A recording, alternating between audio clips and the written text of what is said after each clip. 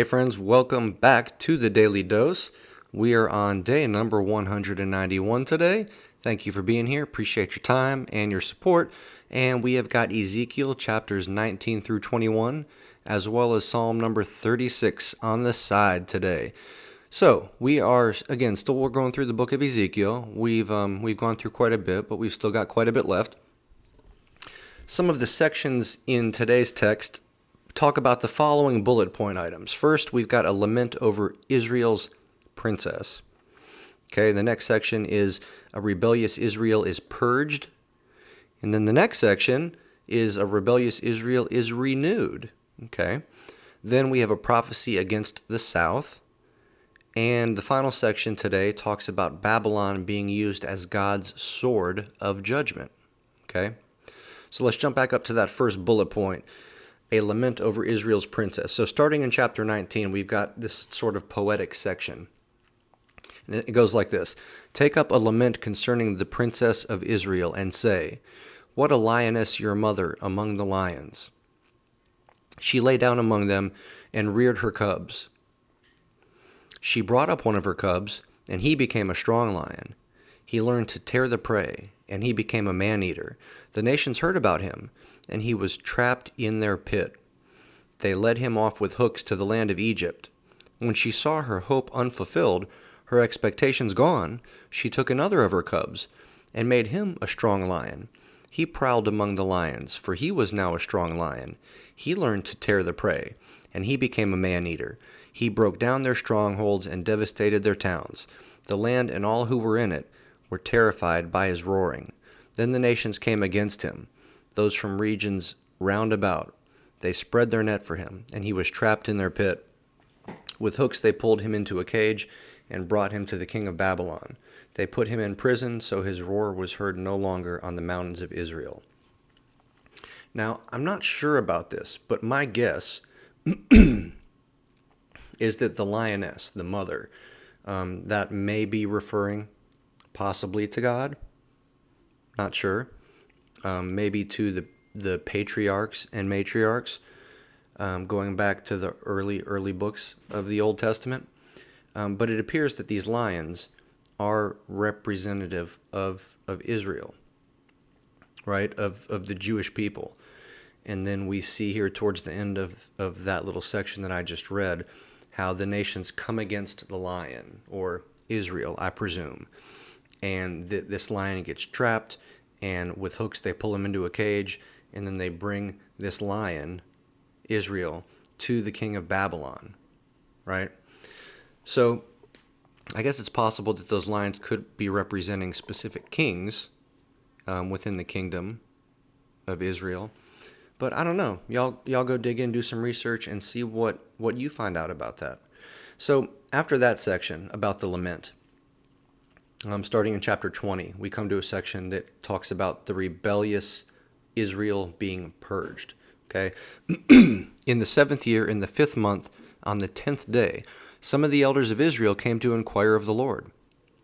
They sat down in front of me. Then the word of the Lord came to me, Son of man, speak to the elders of Israel and say to them, this is what the sovereign Lord says. Have you come to inquire of me? As surely as I live, I will not let you inquire of me, declares the sovereign Lord. And then they go through and were given a recount of Israel's rebellion over the centuries, right?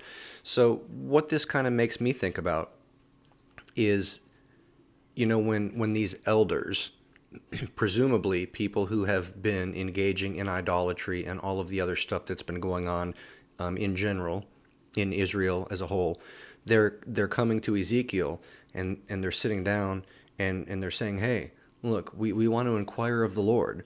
And God appears to be saying, you want to inquire of me? Since when do you want to inquire of me? You've been inquiring of all these idols and all this other wicked behavior, and now all of a sudden you want to come and inquire of me like we're good buddies? Nah. It kind of seems like what's going on here. So after that recount of Israel and their rebellion over the years, the many years, we talk about how rebellious Israel is going to be renewed, right? That's what we come to. So it says, Then you will know that I am the Lord when I bring you into the land of Israel, the land I had sworn with uplifted hands to give to your ancestors.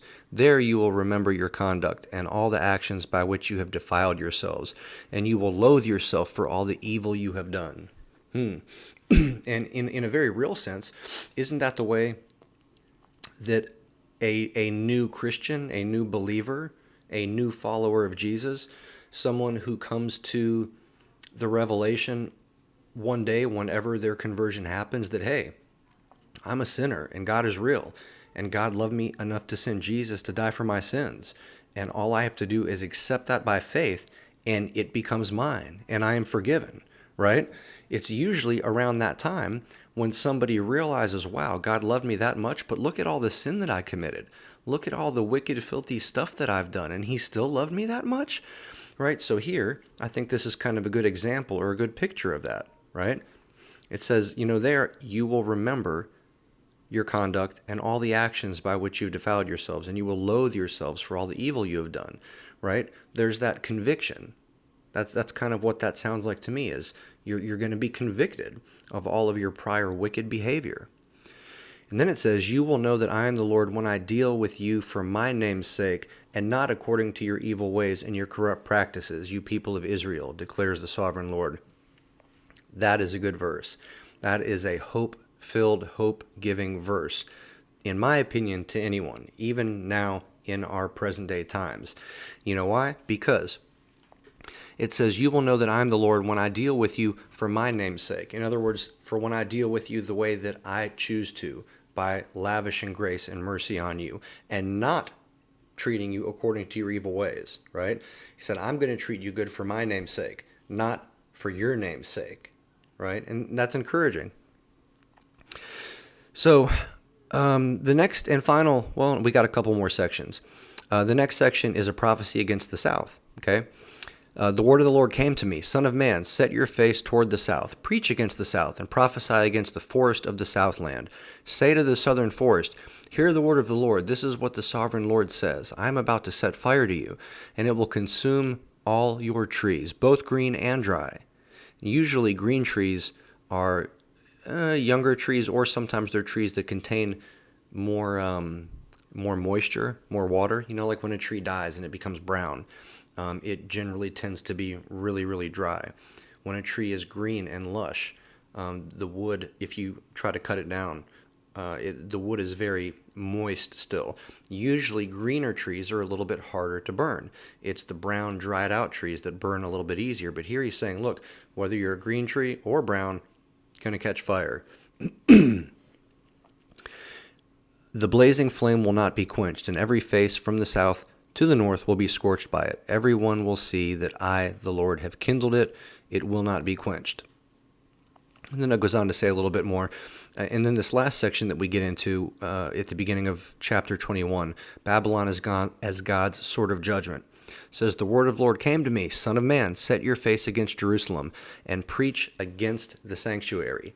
Prophesy against the land of Israel and say to her, this is what the Lord says. I am against you. I will draw my sword from its sheath and cut off from you both the righteous and the wicked, because I'm going to cut off the righteous and the wicked. My sword will be unsheathed against everyone from south to north. Then all people will know that I, the Lord, have drawn my sword from its sheath. It will not return again. Right? So here, again, Babylon is being used or described as God's sword, as God's weapon, as an instrument for God to exact his judgment, right? But that's about all we got time for today.